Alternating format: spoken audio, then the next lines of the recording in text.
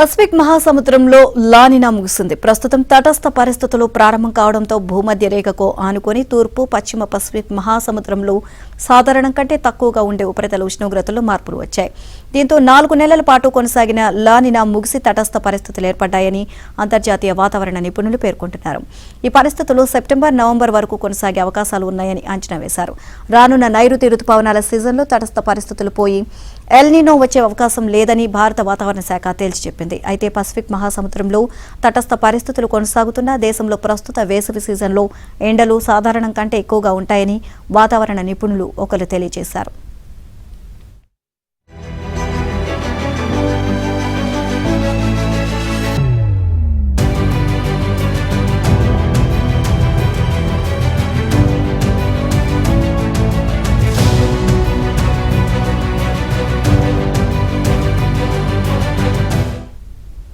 ఎక్కువ రోజులు పగటి ఉష్ణోగ్రతలు సగటు కంటే ఎక్కువగా నమోదు కానున్నాయని, వచ్చే 3 నెలల్లో డబుల్ సమ్మర్ ఎఫెక్ట్ ఉంటుందని చెప్పారు. దేశంలో రాను రాను వడగాల్పులు, అధిక ఉష్ణోగ్రతలు నమోదుతో పాటు సుదీర్ఘమైన వేసవి కాలం కొనసాగుతుందని తాజా పరిశోధనలో వెల్లడైంది. ఏప్రిల్ నుంచి జూన్ వరకు వేసవిగా పరిగణిస్తూ ఉంటారు. అయితే ఈ ఏడాది ఫిబ్రవరి నుంచే వేసవి తీవ్రత మొదలైంది. వేసవి కాలం సుదీర్ఘంగా కొనసాగడం, పగలు రాత్రి వేడి వాతావరణం నెలకొనడం ప్రజల ఆరోగ్యాలు, జీవనోపాధిపై తీవ్ర ప్రభావం చూపుతాయి అన్నారు.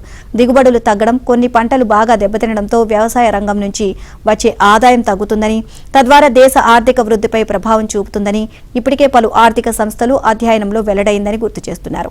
ఇప్పటి వరకు కొనసాగుతున్న పంటల సాగు విధానాలు, ప్రజల జీవన విధానం, ముఖ్యంగా ఇళ్ల నిర్మాణాల్లో మార్పులు చేసుకోవాలని సూచించారు.